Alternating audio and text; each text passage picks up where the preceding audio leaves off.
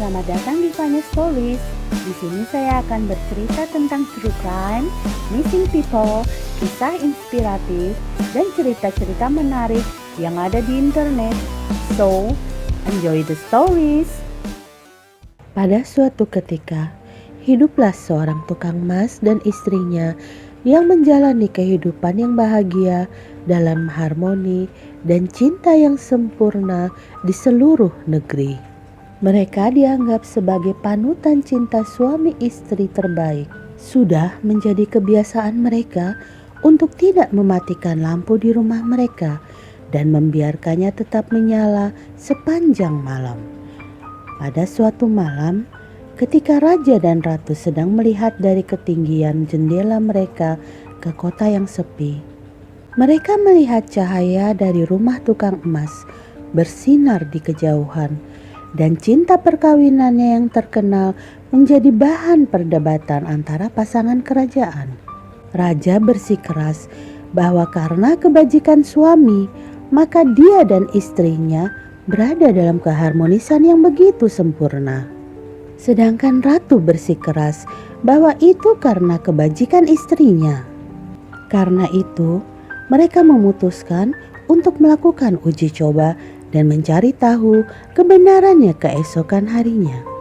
Ratu mengirim salah satu pelayannya ke Pandai Emas, mengatakan bahwa dia telah jatuh cinta padanya dan akan menjadi istrinya jika si Pandai Emas melenyapkan istrinya. "Tidak," jawab tukang emas. "Saya tidak akan meninggalkan istri saya untuk alasan apapun di dunia. Saya puas dengan apa yang diberikan Tuhan untuk saya. Saya tidak akan menukar istri saya dengan 1000 ratu sekalipun." Keesokan harinya, raja mengirim seorang pelayan kepada istri Pandai Emas dan mengatakan bahwa dia telah terpesona dengan kecantikannya dan ingin menjadikannya ratu jika istri Pandai Emas melenyapkan suaminya. "Benarkah? Apakah benar begitu?" seru wanita itu. "Memang benar," jawab pelayan itu. "Baik," kata wanita itu, "aku akan melenyapkan suamiku malam ini juga.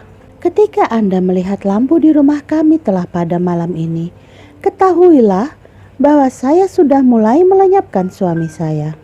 Pelayan itu menyampaikan kabar tersebut kepada raja. Raja langsung memerintahkan anak buahnya untuk bersiap-siap dan pergi menyelamatkan Pandai Emas jika lampu benar-benar padam. Di malam hari, Pandai Emas pulang. Setelah makan malam bersama, suami dan istri itu pun mengobrol seperti biasa. Dan sang suami meletakkan kepalanya di pangkuan istrinya dan tertidur. Wanita itu memasang lilitan tali di leher suaminya, meniup lilin dan mulai menarik talinya. Tukang emas yang malang itu dicekik oleh istrinya sendiri sebelum anak buah raja datang untuk menyelamatkannya. Insiden pelenyapan nyawa salah satu rakyatnya yang terbaik ini membuat raja sangat sedih. Raja setelah itu membenci semua wanita dari lubuk jiwanya. Dia tidak bisa tidur malam itu. Pagi-pagi sekali, dia menghubungi Perdana Menterinya sambil berkata, "Hari ini saya akan pergi berburu. Anda harus melenyapkan semua wanita di desa, tua ataupun muda, sebelum saya pulang malam ini." Sang Perdana Menteri kemudian mendatangi ayahnya yang sudah lanjut usia dan mengulangi perintah raja yang mengerikan. "Jangan mematuhinya," kata ayah Perdana Menteri itu.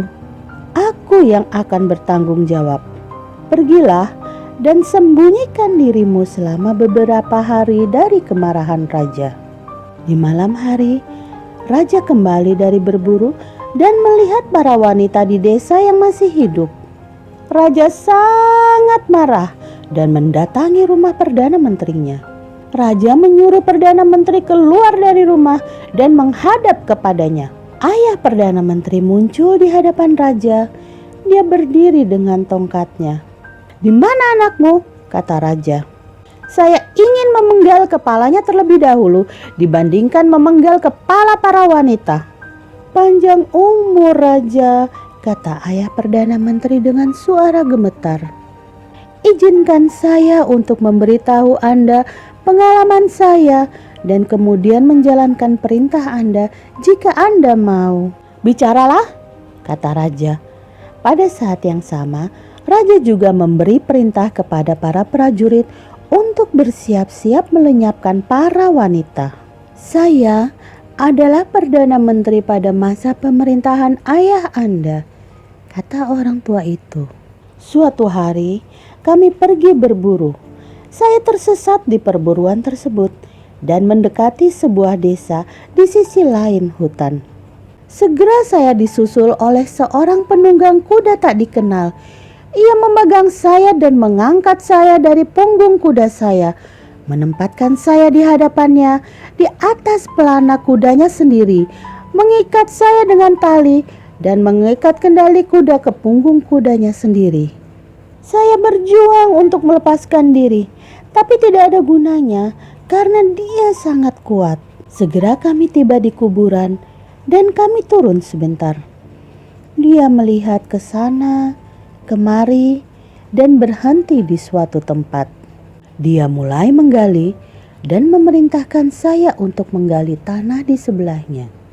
Dengan bekerja demikian, berarti kami menggali 2 kuburan. Setelah dirasa cukup, dia menyuruh saya naik ke pelana kuda dan kami pun berkuda sampai di kaki tembok kastil. Dia kemudian mengikatku dengan hati-hati ke pelana kudanya. Setelah itu, dirinya sendiri memanjat tembok kastil. Beberapa menit kemudian, terlempar dari atas tembok mayat tanpa kepala dari seorang pria yang baru saja dilenyapkan nyawanya. Dia turun dari atas tembok dan meletakkan mayat itu di atas kudaku, membawanya dan diriku sendiri ke kuburan yang telah kami gali. Saya sangat ketakutan dan berpikir bahwa salah satu kuburan itu pasti untuk mayat ini dan yang lainnya untuk saya. Tapi saya salah. Dia melepaskan ikatan saya dan meminta saya membantunya untuk mengubur mayat tersebut. Saya menurut saja. Dia kemudian menoleh kepadaku dan berkata, "Aku tahu siapa kamu. Kamu adalah Perdana Menteri kerajaan ini. Sekarang dengarkan aku dan pergi, kemudian ceritakan pada raja kisahku. Saya adalah seorang wanita dan memiliki cinta yang tak terbatas untuk suami saya. Pangeran keji ini yang tubuhnya baru saja kita kubur telah jatuh cinta kepadaku. Dia melenyapkan suamiku sendiri agar dia bisa memenangkan cintaku. Tapi aku bersumpah demi cinta suciku, aku akan melenyapkannya dan menguburnya di bawah kaki suamiku. Sekarang itu tercapai. Aku juga bersumpah untuk bunuh diri dan bahwa aku akan dimakamkan di sisi suamiku karena cinta suciku.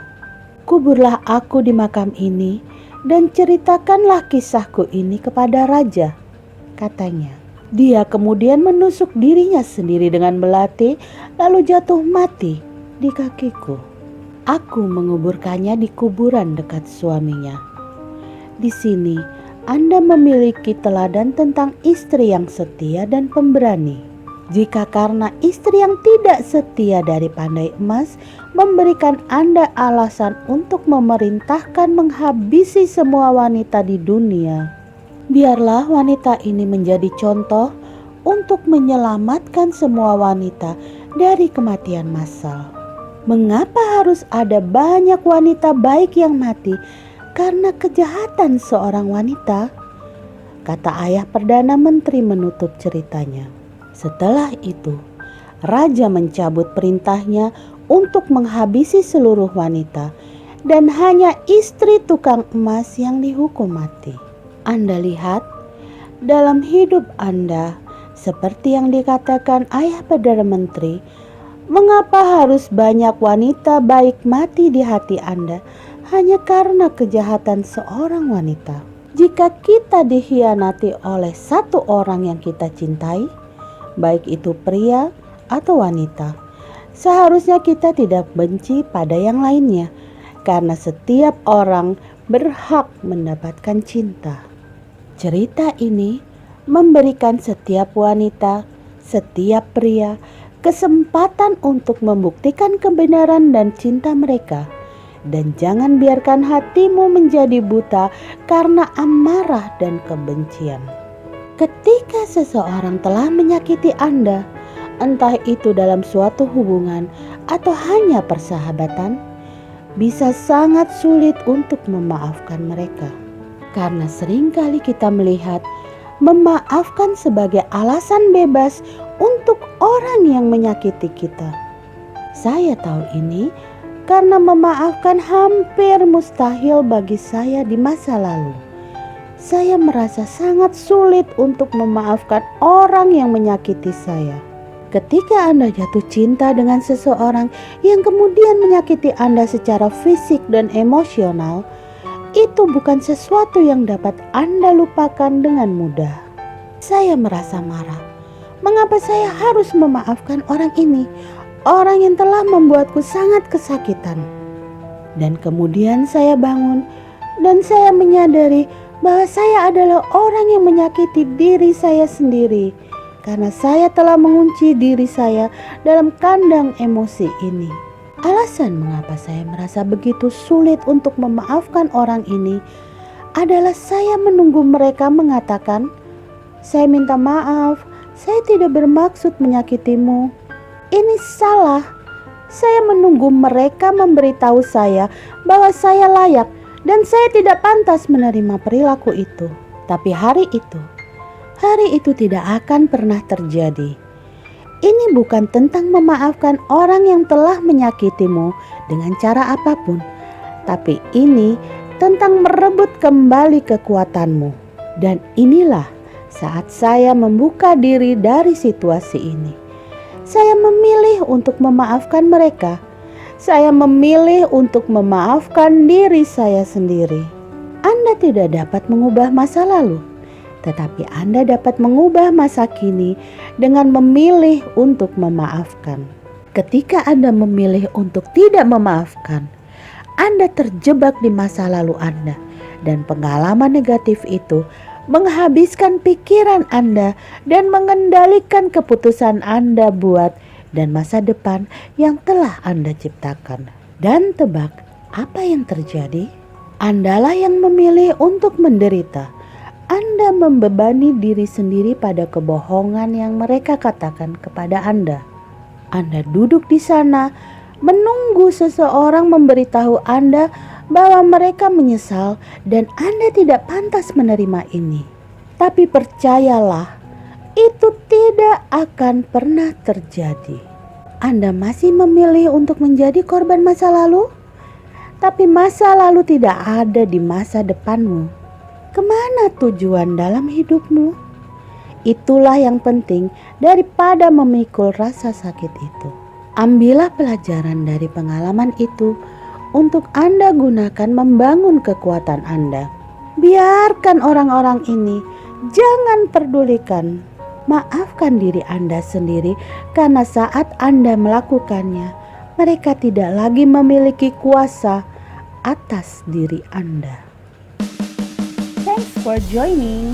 Jika Anda suka, jangan lupa untuk subscribe, like, dan share ke teman-teman. Sampai jumpa di cerita berikutnya. Bye-bye.